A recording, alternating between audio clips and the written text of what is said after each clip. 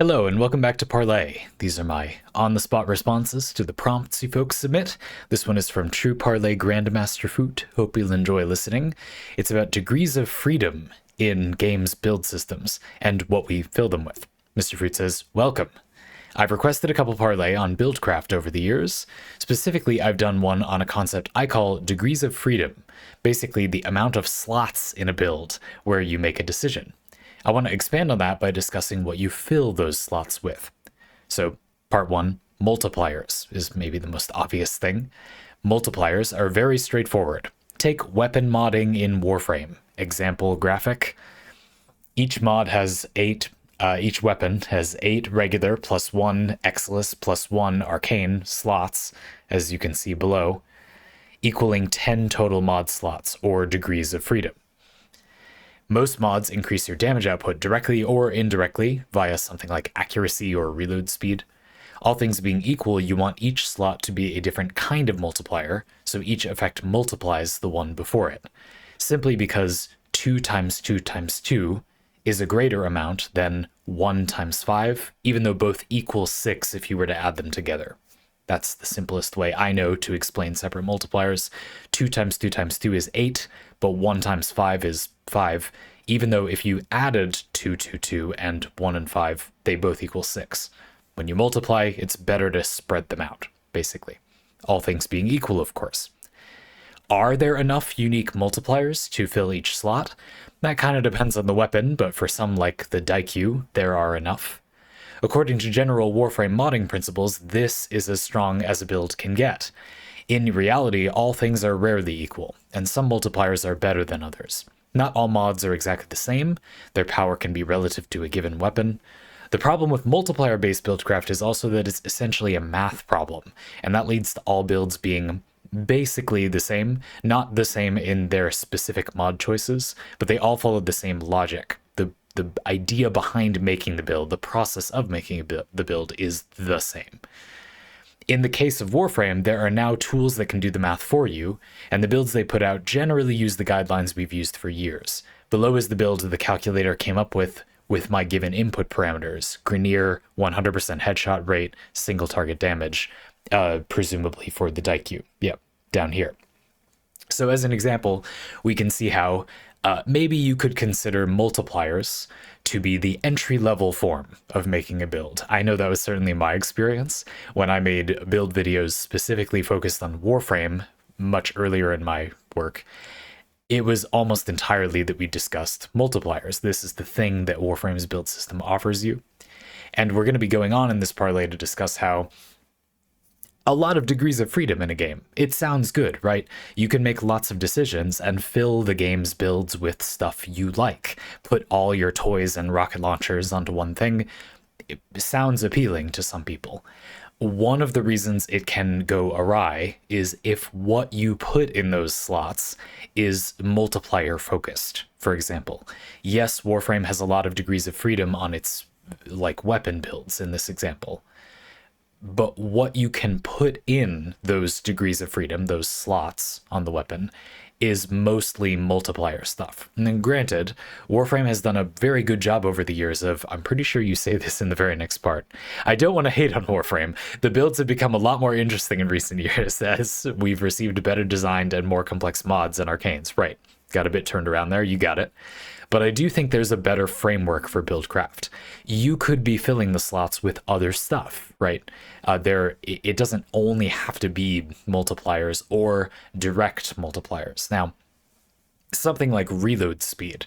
When modding was changed in Warframe, such as to organize it that there's an Exilus slot, basically for utility effects, but things like reload speed didn't get put in there. A lot of players don't understand this because they don't have the DLC of what a multiplier is downloaded. But the reason that reload speed is not just the utility effect is because it increases your damage output in a way that is fully separate from everything else. If your magazine of bullets does so and so much damage, reloading it faster increases how often you can do that amount of magazine worth of damage. And that is a separate multiplier. That is mathematically, over the course of a fight, very powerful, a very large damage increase. I reckon for many weapons, reload speed is a pretty slept on, pretty high scoring damage multiplier, provided you have enough bullets, which you probably do in Warframe, and provided you have enough targets to shoot, which in most mission types you definitely do in Warframe. You can absolutely keep having enemies to target or whatever. Additionally, reload speed is rarer. You know, there's lots of effects that, Mr. Fu, you were talking about this a little earlier with the, you know, some multipliers are better than others. Some multipliers are more commonly provided elsewhere than others, and reload speed is like medium the last time I played Warframe anyway. There's an okay amount of external sources of it, but not a ton.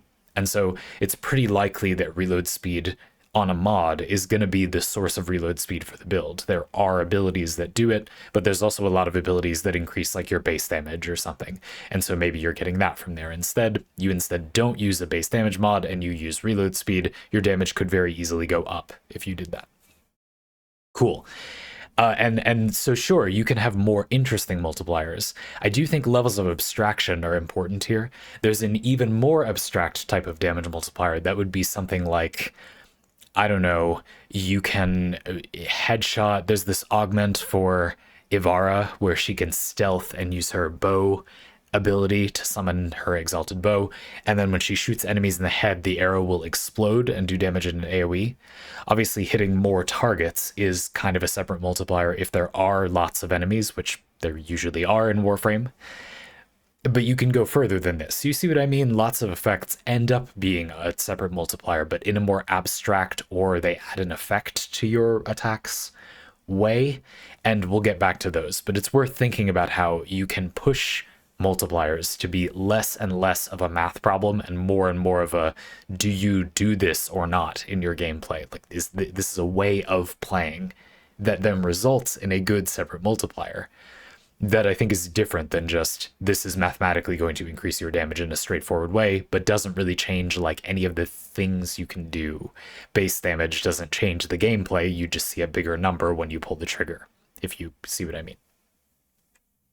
Side note that will be relevant later, there's also a problem with clarity and weird maths that are not properly communicated to the player. What is additive versus multiplicative? What double dips, etc. Sure, if we were to take this parlay as being just dumping on multiplier-based buildcraft, being like boring, one of the things you'd want to dump on is that one of the most frequent confusion points in a game's build system is how things math out with each other. And you can make a build system where you basically don't take that as much of a step. So you could argue maybe it's better to shy away from if there aren't some other problems. Since we're here, let's just talk about maybe a few positive aspects of multipliers in Buildcraft. One of them is that it's often not very complicated conceptually. If the point of putting the mods in the build is to get more damage, then you have a very straightforward single goal, and you might be able to have somewhat open-ended ways of achieving that, increasing the reload speed or making the arrows explode or whatever it is. Having a defined goal of what is basically good and then an open-ended enough perspective on what adds to that goal is good. That's nice, and multipliers can be okay at that. It gives the player some concrete goal, and there are sort of open-ended ways to achieve it, so okay. And of course, if the math is clear, then you can quantify builds in a pretty direct way. I'm not sure this is entirely a good thing, though. For example, if a game is pretty well balanced, such that various combinations of mods that play differently, feel differently on a weapon, do about the same amount of damage, telling the player exactly how much damage those combinations of mods do can be bad because it can distract them with minutia. This combination does 1% more damage, which can basically never possibly matter in Warframe, in any of the content the game rewards you for anyway. You might just care about that, fine. You could have calculated it out yourself. The game privileging that information just encourages the player to get obsessed with something that won't actually make a significant difference. Of course, taking that principle too far is bad as well. A lot of games that are multiplier focused in principle don't tell you this information. And trust me, bro, it's balanced doesn't really work here. That almost always just isn't true for games that have taken that approach. I've played games. I think Binding of Isaac is an interesting example here, where the game takes that approach. It basically is saying, oh, things are just balanced, it's fine. And it always is revealed if you learn more about the game that they're really just not. And that wasn't a good approach. Monster Hunter Wilds is also guilty of this, I think. That may not have been what the developer was thinking, but if that was an argument for not including the information, you know, in theory, if the game is perfectly balanced, the player doesn't need to know that stuff, maybe you might think. I just feel like in practice, it never really is. That I can't think of any examples of games where that's good enough. Although we are going to talk about something similar in a minute. Part 2, triggers. So what's something else you can put in a build slot? Some of you might be thinking, well, you're talking about things you can put in build slots, but we just talked about it, multipliers, like what else is there? So there are a few other things. Triggers is what you've called this one. The general idea of triggers is linking otherwise separate effects together, often via get A on B or generate a stack of C whenever you get D. I have a specific example from BlazBlue Entropy Effect of how this might play out. BlazBlue Entropy Effect uses elemental-themed upgrades called tactics that you can slot into your abilities to add effects. For some effects, there are duo tactics that link these two of these effects together, often making it so one gains a property of the other, or one of them is triggered by the other. Our example combination of tactics includes Rend, a bleed effect that on attacks that grants an upgrade instantly killing low health enemies, Bladestorm, a saw blade that deals damage over time in an area, and Ring of Fire, a high damage attack that hits in a massive area but activates rarely because it is bound to legacy attacks that come with a cooldown. Let me show you those. There you are, with their descriptions. We can combine these 3 effects with oh, that's the upgrade for Rend. Got it. I was going to say there are 4. Right. Fatal Rend is the upgrade for Rend, attack Rend, or whatever. We can combine these 3 effects with 2 duo tactics. Execution Storm is going to create a Blade Storm whenever we kill an enemy using our Rend, and Storm Ring of Fire creates a Ring of Fire whenever we create a Blade Storm. What this means in practice is that whenever we kill an enemy with our regular attacks, we create these very strong Ring of Fire explosions, effectively turning Rend from a single target effect to a chaining area of effect nuke, as long as there are enemies we can kill with our basic attack. We've created a synergy that is worth more than the sum of its parts. And here are those 2 duo tactics, by the way. So, right, this is absolutely something that you can still fill spaces in the build with. You can kind of staple effects together or expedite effects. I think of this as being something that can translate into a separate multiplier, can be viewed that way, but is at the point where it's abstract enough that it's something different. You're now creating something where on their own, the individual upgrades do very little or really aren't a separate multiplier, but they're necessary sort of investments that you then put together or pull together using some combining effect. The trigger effect, so the duo tactics in this case, or the thing bringing the combo together, that is going to make the things trigger, doesn't do anything by itself, and the individual components are not separate multipliers by themselves. Granted, taken as a whole, they are separate multipliers in a way, and you could evaluate them just like making a separate multiplier focus build, like we discussed in the previous section, and see which one does more damage. But the point is, this is a different process of building out a build than the thing before. Not so much that the result is different, it gives you more output in the video game. Sure, it's the same. But the point is that the process of making the build is a very different type of thinking. The pieces do not much on their own and might mean something completely different in a different context. In several parts of the combination you're describing here, we don't really care that much about the individual pieces and the damage they do, just the fact that they're able to plug in with each other. And this type of buildcraft often comes with the caveat that you need to play with a few things that are on their own pretty bad, or again, you don't really care what damage they do, simply because that is the only way, or one of the only ways, to plug in those effects. If you've played combo-y decks before, often you just need to play enough of a certain type of effect in that card game or whatever, so that you can fill out your deck's count of that combo piece. And if you get the 2 pieces, you basically instantly win the game. So you don't really care that much that this one is pretty bad when you draw it by itself. In fact, it's essentially irrelevant when it does by itself most of the time. Not bad, just obviously a different process. And you're beginning to see a thesis coming into focus. Would the same kind of person like these two types of filling their slots? It's not a very similar way of thinking about things. And another problem, since we're trying to be fair to all these different ways you can fill your slots in this parlay, at least that's what I'm doing, I don't know, is that often build systems that rely on this triggers focused setup make it non-obvious how much damage or how you can get more damage. So players will sometimes have very different experiences if they don't sort of hook into, oh, you can make this big trigger combo thing. You can often escape the game's normal balance, and hopefully the game has something a little harder to catch you. BlazBlue Entry Effect certainly does.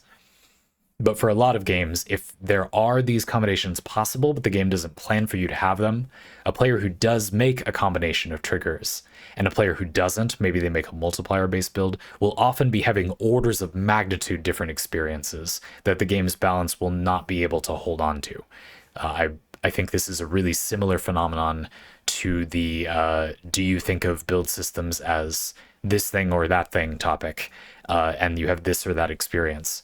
Do you think of it as a combo thing? Do you think of it as blackjack? These topics that have come up recently. It's very similar to that way of thinking, where the game has a kind of quantum balance depending on how the player thinks about its build systems. Thankfully, at least trigger-based builds usually look pretty different than multiplier-based builds.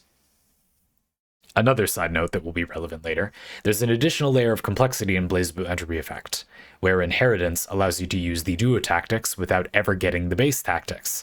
That means that you only need 4 tactics instead of 6, and both your legacy and skill slot are still free. There are layers of complexity here that we can't get into. Right, there's ways to do that, right? Because triggers are a trigger-based build craft is often built of build-up components or enablers, you might say, and then the combo pieces, if you want to think of them that way, or the triggers for the combo, trigger in a different sense. It can be valuable if you can find a way to bypass those things. There's some setup, and then you get the effect that brings it all together and you get a payoff. If there are ways to bypass that setup or even delete those trigger setup abilities, or in this case, they're called tactics, once you have them, that can be very valuable in a way that you probably wouldn't want to do that in a multiplier-based build. Each of the things is sort of needed in itself. I think that it's interesting how both of these have the eat your vegetables phenomenon as well. The idea that sometimes games are asking you to play an effect that maybe the player isn't that excited about, but which allows you to do something more powerful or interferes with your opponents or whatever so that you can do your powerful thing. I really see these as being exciting personally, but I used to not see them as exciting. Anyway, both types of builds will often have a few effects that you're not very excited to equip, but they are like technically good or they're necessary to enable the thing. And one of the benefits of these trigger focused strategies is it's more often that you can kind of sidestep those conditions, which is cool. Some games also use these triggers to get gate access to damage multipliers. In Underrail, your damage comes from perks the game calls feats, and while many of them are multipliers, unlike Warframe's mods, they usually come with limitations you have to play around. One example is the powerful Opportunist feat that increases your damage against slowed and incapacitated targets. This feat asks for something that will cost you a slot in a different place of your build. Maybe you'll use bear traps that incapacitate foes, flashbang grenades, maybe you'll use automatic firearms and spec into the suppressive fire feat next to it to slow enemies down. My point is that this feels much more creative and engaging than just a math problem. Right. And so the idea here is you can see the appeal is that you have to actually come up with what the way to enable that thing is.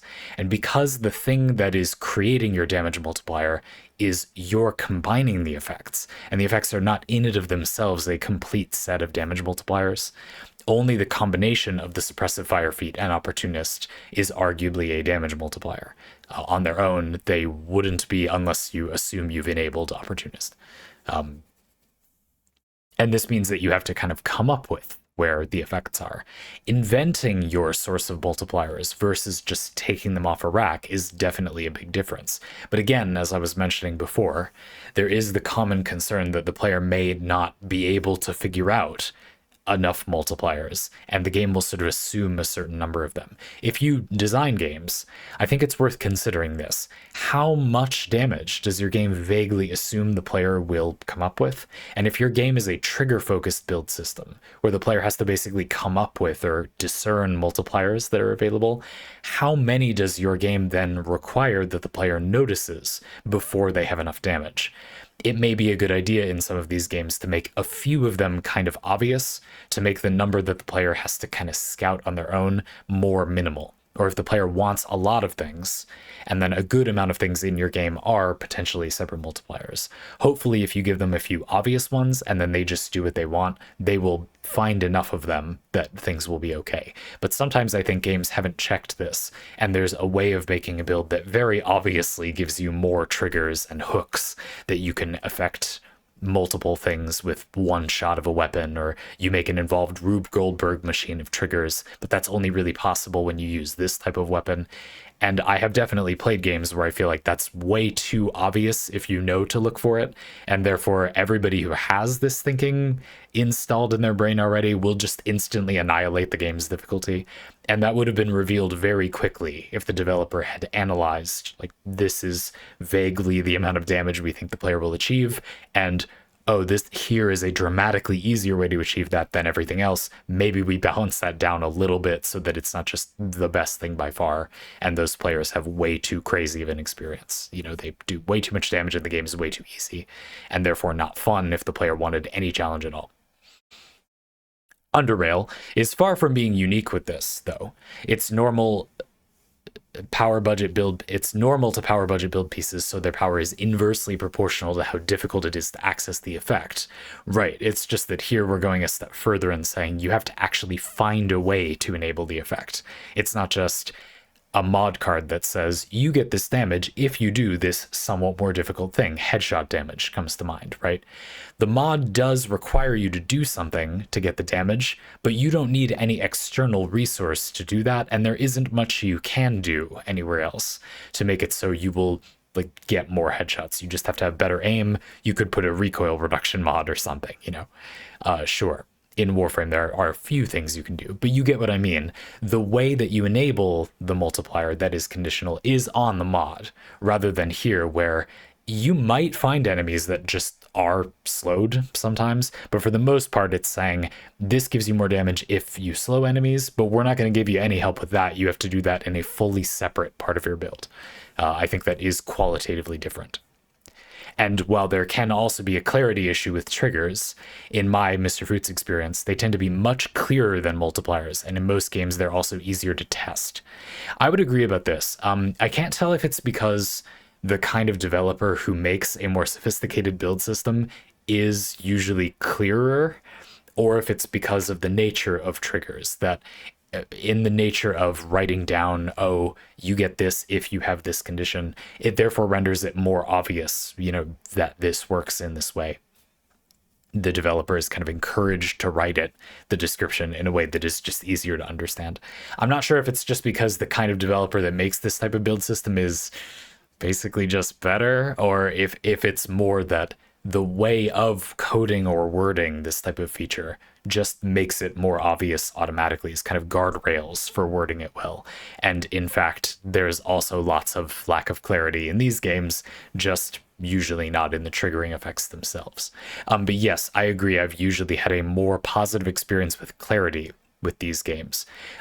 Yet another way to look at it is in game development, you can think of how to get people to make good games or good game development decisions as, rather than giving people a philosophy and then they follow that philosophy and then the game is good if their philosophy is good, be clear and the game will have a fun build system, follow that philosophy and the game will be good.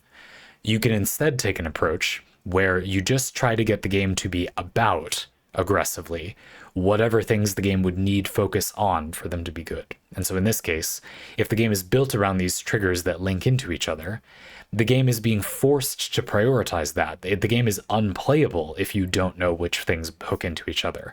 Whereas in a multiplier situation, the players will figure out somehow by like testing a lot or whatever what a good combination of effects is, and then players will have a good combination of damaging effects without really being clear on exactly why they're a good combination of damaging effects. That's kind of not as possible in a game full of triggers. Players can still go get a build off the internet or whatever, but the game is much harder to operate without clarity, and so the developer is basically just forced to put more development resources into that. Because the game is about those effects hooking into each other, the developer is forced to spend a development budget on that feature of the game. Therefore, they don't need to think it's valuable. They just have to consider it valuable. This is also the case with, I use the example of gachapon games a lot. Games with a gambling microtransaction system don't magically get made by people who care about build systems more. No, they have relatively involved build systems relatively consistently because they need to an extent, for players to want lots of new characters. If there wasn't diversity in the system, then some players would not wail on the game for a new character. So the developer is basically just forced to spend development budget on that. They don't have to be convinced it's important. It's just a way the game does make money, and so it sort of corrects for a lack of valuing that thing. Now, again, in an abstract sense, I would argue it's still better to just explain why it could be valuable to make a game's build system good. You don't need to force people to budget things correctly. You could just like think about what will make a game better and do those things. Obviously, I'm just saying that in practice on the ground, a rather surprisingly large number of games, I think, have good build systems because the developer is just forced by the game's structure to put time and effort into that thing, not because they actually understand its importance in some cases. I think in Underrail, they probably did understand its importance, but just to say, I think a lot of the time it's just because the game is more about builds if it has these trigger systems. Part 3, loss of control. How I feel about this part. No, I'm just kidding. Most games use a combination of multipliers and triggers to create their build craft. But what if we take this concept of triggers even further and make a game that is about nothing but triggers? Well, meet Path of Acra.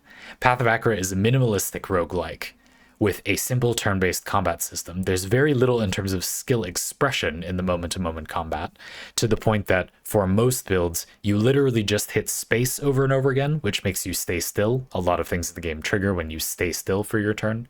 Or hit tab over and over again, which makes you move and attack the nearest enemy or something close to that. And there are many builds that care about on move or when you attack or whatever. And 90-ish% maybe of the gameplay in the game would be you hit space or tab. You can click manually where to go, and using cover does have tactical benefits. You can make a build in Path of Acra that sort of involves skill expression, like positioning and stuff, basically just positioning. But a lot of them, it doesn't matter, or you literally have to stand still or the build doesn't work. It is very much a game where the point of the game is the build experience you make. The gameplay and the operating of the build has been largely removed. That's intentional. That's the point. You might not like that. A lot of reviews say that is a negative. Well, it's what the game is going for. I mean, you don't have to like it, but that doesn't make it bad. It's a game that takes that out of your way so you can focus on the build you've made. And that process is, a decent chunk of the builds that can be played are played by holding down single buttons. In that sense, it's a very pure build-making experience, Mr. Fruit says. And yes, all the build elements in the game are triggers of one kind or another. The result is a good but incredibly overwhelming game. The problem I noticed when playing it is that I could no longer fit the entire build into my brain at once. Say it louder for the people in the back. Yep. With multipliers, you can usually remove or replace any given element, and the build would still be intact. Think of swapping out mods in Warframe on weapons. The value of any build item can be evaluated pretty easily on its own merits. With triggers, that's already not so easy. For each game piece you add to your build, you don't only have to consider what it does, but also how it interacts with every piece you already have, because it changes what they do, is the critical difference. This number of interactions scales quadratically with the number of elements. For 10 build elements, that's 55 possible connections to keep track of. I'm obviously exaggerating here, but it's not too far off, especially once build elements contain multiple effects. In Path of Acra, you combine a class, culture, and god, basically your race, class, and background in a D&D game, up to 7 skills, a prestige class, and up to 6 gear items. Items tend to have 1 trigger, while classes, cultures, and prestige classes come with 2 to 4 effects or triggers.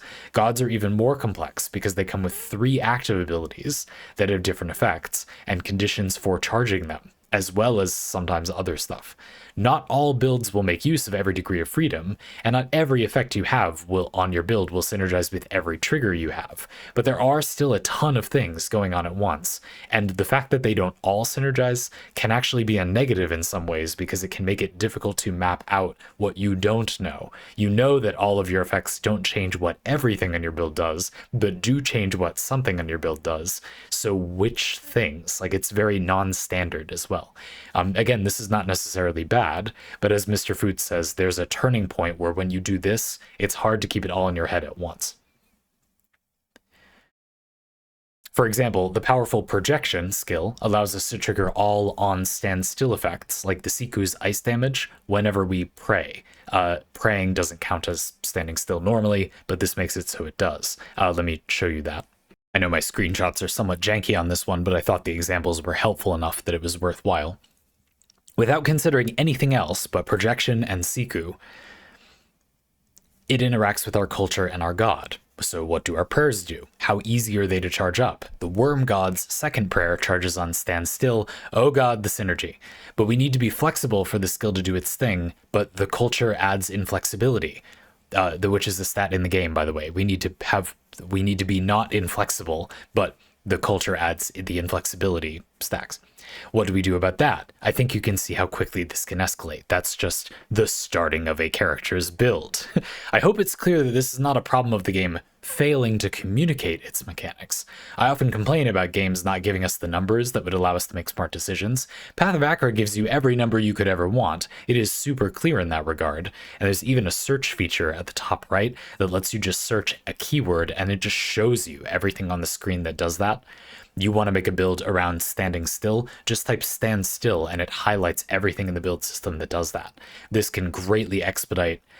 You can make a build around a concept without needing to know all of the things that exist that hook into that concept. The game will just show you if you ask. Very nice.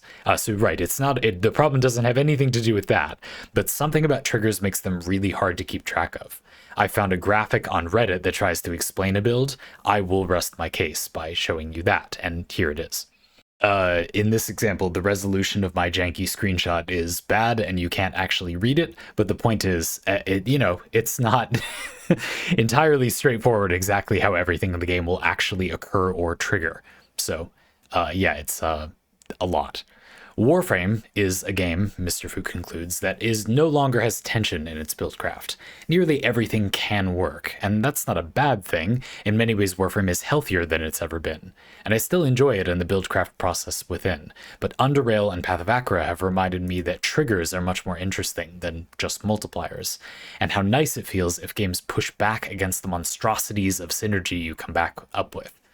How do you feel about multipliers, triggers, and what are some of the ways you suggest making synergies and interactions easier to track? Okay, so yeah, I mean, I thought this was a parlay of 2 halves, more or less.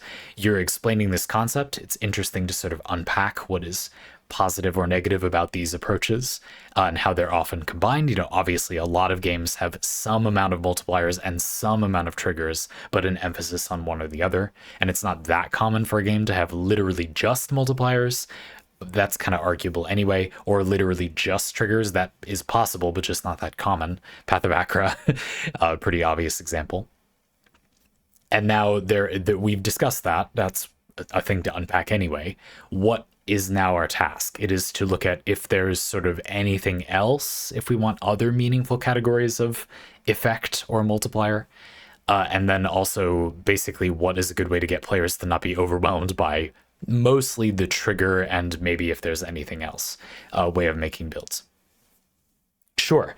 And I definitely agree with you that it is valuable to have a way to keep better track of these things. I don't think that that's that hard to do. I feel like it doesn't require that much extra effort on a developer's part to provide tools that will meaningfully manage the complexity for the player.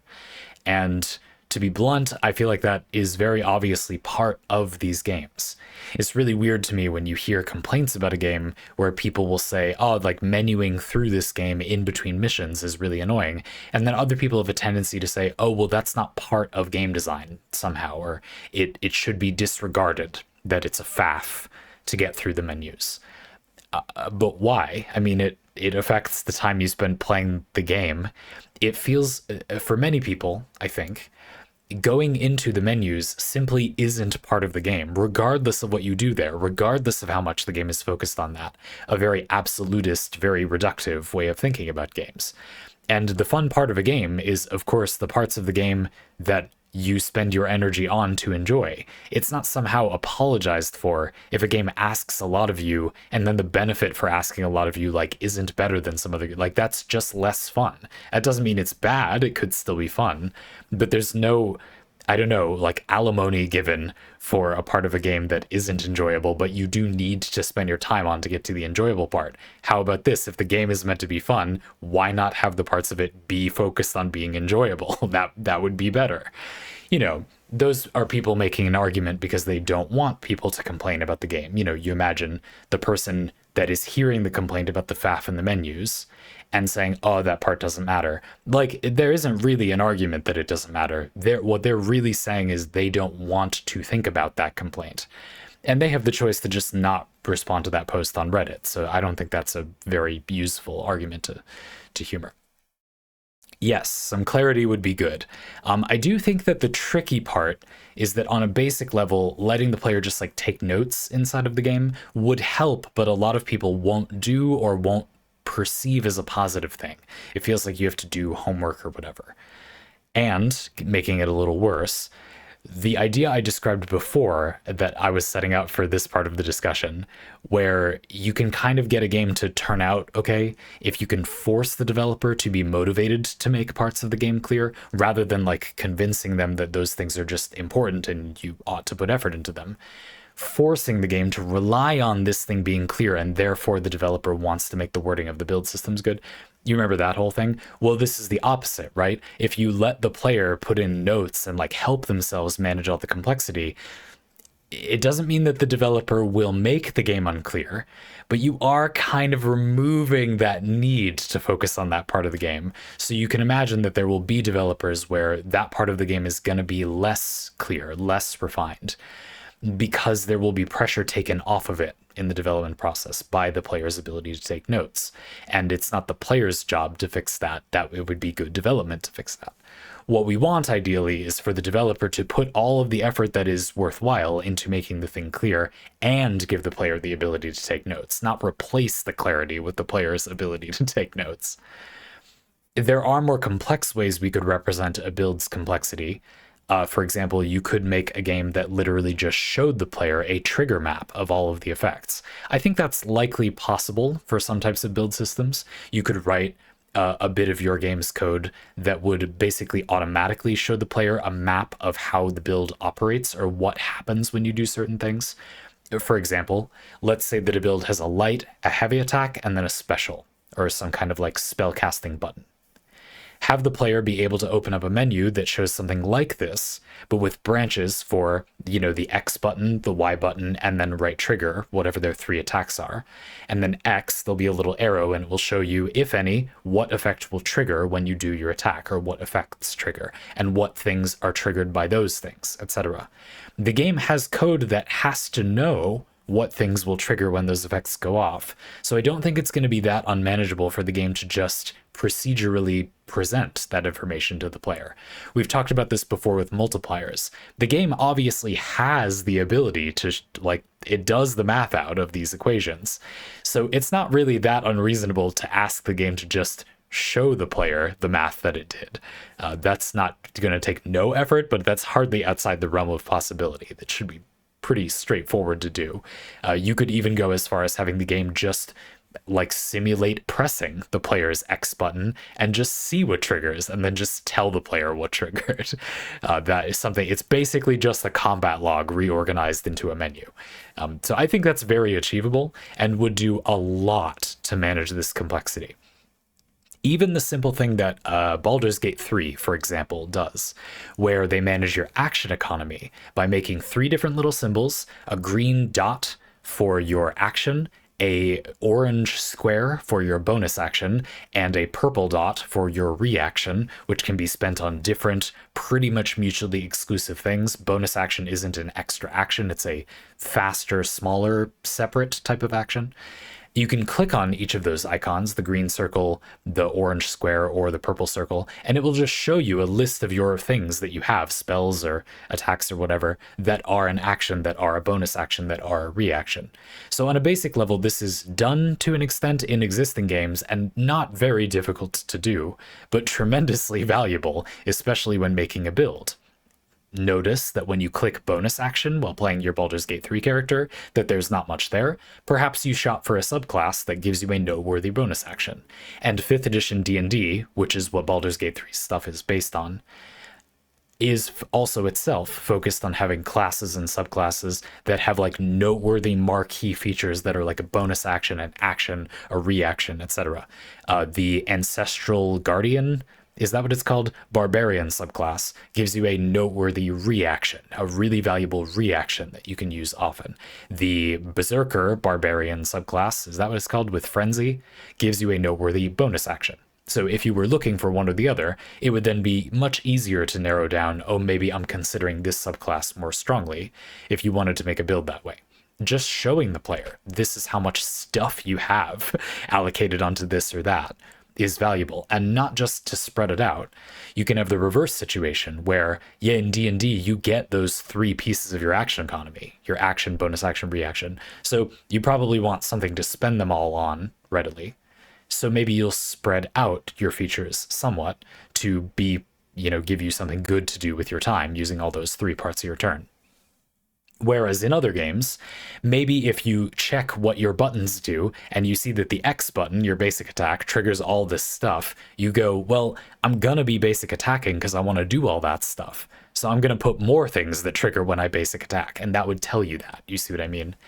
Another part of the complexity is not just remembering all the stuff your build does, but also what the opportunity cost of operating your build is. What does your build want to do as a basic plan? And therefore, what might it make sense to explore further? I think a lot of people, when they make builds, get stuck. They put in something they like, but then they just don't know how to improve it. They're not sure what direction to go in to improve it. And this tells you for you, kind of. It doesn't tell you the answer, but it makes it easy to think about that, if that makes sense. And I think that's another difference. A lot of players think, well, the point of making a build is that you make this thing yourself. There's a big difference between helping the player make the thing and telling them what to make. So I definitely don't think that this is bad in that it's making it simple or rote. And I think that people who argue it is are being elitist. I ended up tackling that part of the discussion first. It's good for the game to give you ways to remember your build parts, and I think a fairly obvious one is that the game can probably just show you what is currently happening with your build, what's happening with your multipliers, which can add a ton of value. That's something that I think a lot of developers just don't know a lot of players would like, but would be very useful if it was there, and likely would not take major development time investments. For most games, anyway. It would be pretty straightforward to do that. So, I've been seeing more games nowadays where you right-click anything and it gives you a little Wikipedia article of it in-game of exactly what it does. Fantastic. Obviously, that's very helpful. That seems like, for some reason, that trend has effectively taken off. So that's great. Good. Please keep doing that. All right. And then a third thing. I think my pet favorite way this is done is to show the player different ways of making a build. Pokemon TCG Pocket, which I'm currently playing a lot of, it does this pretty well. There's often events, and there's a lot of little challenge NPC matches for each new pack that is released, each new expansion to the game that's released, which happens very frequently, like once a month maybe. And the developers have people on staff who are building decks and putting them in as little challenges for the player to clear and get some basic rewards. This gives you a little tour of possible little synergy packages. There's an event going on right now where a card that was already released but is currently not seeing a lot of play has an enabler paired with it, and you have to fight that deck for the event. The developers are just telling the whole player base, hey, did you notice this pair of synergy things? Why don't you try it? That kind of thing. And it's definitely a common problem in card games where you have to have there be a counter to a certain tactic, but also the players have to like know that there is a counter to that tactic. And it's entirely possible that something will be fair in a competitive format, but just isn't in practice because for whatever reason, people simply don't play the thing that counters it properly. So a very wonky and interesting situation, but one that I am very familiar with, unfortunately. And so I really appreciate it when games go out of their way to show you things you could do. If you play D&D or some tabletop role-playing game with enough of a build system in it, I bet you could do this in something like Lancer, but I haven't played that. You can do this by simply running NPCs that are player characters some of the time. When there's a wizard or whatever in your campaign, they can just have magic that other people can't have, and I think it's nice to do that at times. That's not a bad thing, but it's also valuable at times to have them use abilities the players have. The player gets to see that that combination is possible. Players are having trouble with concentration spellcasters. Have one of your NPC enemies attack the players by upcasting Magic Missile and making them roll 7 concentration saving throws. Hopefully they will then go, aha, I could upcast Magic Missile and make them roll 7 concentration saving throws as a way to counter their concentration. Or even introduce a new spell, have people use it, and then when the player beats them, they find a spell scroll that lets them cast that spell, something like that. This is a way that kind of requires integrating more into the way the game is structured. Where you put this type of thing will depend a lot on what the game specifically is, but hardly inaccessible to only a certain number of kinds of games. Now, the other half of the thing you were asking is what I feel about multipliers and triggers, and if there is maybe something else is the implication. And I think that there is. I think this is a part of the parlay that's good to end on, because I don't totally know. I'm not just going to invent a new thing about Buildcraft on the spot, but I'm going to try. Not really a new thing as per se. I think there is a separate layer that includes things that reduce mental load. So, for example, rather than it being a sort of synergy piece, this is your triggers category that is going to hook into a lot of other stuff, or maybe it itself is pretty bad, but it's a concession because it sets up some combo or synergy or trigger. Or multipliers, we talked about before, basically just a on its own straightforward numerical damage increase that you hopefully multiply with something else. There's also, let's call them trivializers. So these are either specific mechanic counters, or they do something quality of life-esque, but their goal is to be a piece the player can pick that trivializes an element of gameplay. So in something like Warframe, it might be to destroy nullifier bubbles. There are some augments and mods that interact with the nullifier bubbles. These cancel your Warframe powers when you enter them. There are some abilities that just delete them, just destroy them instantly. You can shoot them or attack the drone above the nullifier's head to destroy them. You can already destroy them somehow. You can jump into them, accept that your abilities will get canceled, and melee the nullifier creature to death. But you can also use effects that trivialize that mechanic. There's also things like taking poison damage, toxin damage, status effect damage. There are mods that simply make you not take that. You can reduce that damage or just increase your health or heal through it. You don't need to do that to interact with the mechanic. But the game offers options that let you basically just delete that mechanic. And obviously, usually this is for relatively niche things. You might call this what would be in a sideboard in a competitive trading card game. And I think that these are a meaningfully different category of thing. They're like multipliers in that they're a thing on their own. You just do them and they have a one-off effect. They generally don't hook into other things, except maybe you're multiplying your resistance to toxin damage by, anyway, they could, but often they do their job on their own and really don't hook into anything else. But they're also a little bit like those synergy pieces in that they definitely don't increase your output like on their own. They would be good because presumably you do something powerful that is vulnerable to getting poisoned, and then you negate the poison. So they're synergy-like in that way. They're probably good if they're good on a build because of the context. That's like a trigger. But they're also a very on their own, and they don't really combine with anything else to do something more than what they say they do. That's like a multiplier. I think that these are a different thing. I'm calling them trivializers. And I think in many games that have a wide variety of medium difficulty threats to overcome, it's usually a pretty interesting idea to let the player use some of their degrees of freedom on their build to just delete or trivialize some of the mechanics that they don't want to deal with on that build. If a game doesn't have too much space for you to do this, you can often create a situation where the player has the ability to remove some of them, but must contend with others. Certainly a flaw with current Warframe is you can probably put on most trivializers that exist on a build, and I bet if you put your mind to it, you could find a way to make that build still do good damage, which is bad because it is a non-choice, I guess. If you really set your mind to it, you could make a monstrous generalist in this current moment in Warframe, and there would not be meaningful damage you were leaving on the table by not being more of a niche specialist.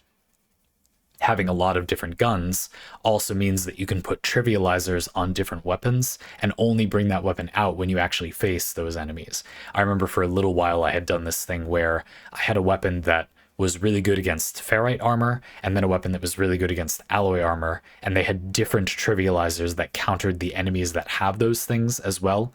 So for example, certain kinds of enemies have alloy armor and they attack in a certain way. This weapon counters that way of attacking and does more damage to those enemies. Ferrite armor, the same, but it's different things. And so I would just take out the gun that hard countered the enemy in front of me, therefore paying basically no cost for playing things that only do something against that type of enemy. And the build was ridiculously overpowered against anything that it had planned to counter, while having counters for a wide variety of things because you get a bunch of different weapons in Warframe. It's a little too easy to do that. This is fine. It's something people might enjoy in Warframe, and it just means that one part of the build system, the opportunity cost, is very low in that game. If you like that in a build system, Warframe does not do that well. I don't think there is usually meaningful opportunity cost in the game. That's the cost of having a lot of degrees of freedom and not that much of a focus on like synergy or trigger pieces. There will be no need to not equip all the good multipliers and a bunch of trivializers. So go figure. You don't have to play that way, but you can, and there's not really a cost to doing so. That's not really build decisions. So I don't think that's good. But yeah, I think trivializers are good, in other words, to the degree that the build system is giving you opportunity cost. This is something that is bad quickly if the game doesn't give you much opportunity cost, because the player can delete mechanics without really paying any space on the build. Whereas if they have a bunch of synergy or a bunch of multipliers, having restricted space makes trivializers really interesting. You don't want to pay a slot because you could use that to set up a combo or get way more damage if there's separate multipliers involved. But also it completely removes one mechanic all by itself, very valuable to have a few of. If you make builds with vulnerabilities and then offer trivializers, you create a potentially compelling choice with the right balance, where the player can delete the build's weakness or double down on the build's strengths to an extent and try to overcome the weakness that way, whatever it is. Can be very cool. And this is done well in a lot of games, I think. There's a lot of competitive card games that do this as well. The trivializers here are usually defensive cards that let you get off your strategy or combo. They don't really further it in any way. They don't really have any synergy with your strategy, but the idea is if you play a combo deck and you have a couple of kill spells, slowing your opponent down by just that one creature getting killed instead of you getting beaten up with it for a few turns might be what pushes you over the edge. You have trivialized their aggro plan to the point that it's slow enough that you can get your combo off, something like that. So trivializers in some games often don't look like trivializers. The way to find them is they're going to be off strategy. Whatever the kind of core strategy is, they're usually concessions in that core strategy that do something unrelated, but relevant in the larger context of what the deck wants to do or what the build wants to do. And I made it about card games somehow, looking forward to the angry email from Mr. Foot. You've been frustrated by everything being card games. But alas, everything is card. No, I mean, Warframe doesn't really count too. I hope that this was an effective way to tackle this topic. I think there's more to say about the what could be in a slot. And I felt like this probably was more focused on what is the effect of having different things in different slots. I hope we covered in an interesting way. but it would be interesting to further unpack what you can do with slots. I think if we pushed ourselves, we'd probably be able to think of more things than just multipliers, triggers, and then I propose trivializers as another one. You could probably usefully categorize at least one more. I'd have to think about it more. I'm sure after this parlay, that'll be easier. Folks, if you'd like to get your own parlay like this one, you could do that using a link in the description. We'd love to have you. Or if you're enjoying these and you just want to support the show, it means a lot to me. It's how I get paid. Looking forward to the next one, which, well, I already know what it's going to be about because you put these in these Google Docs. So we'll see you then. But yeah, if you're interested in following this one up, I think it'd be cool to talk about what else can be in the degrees of freedom in a game system.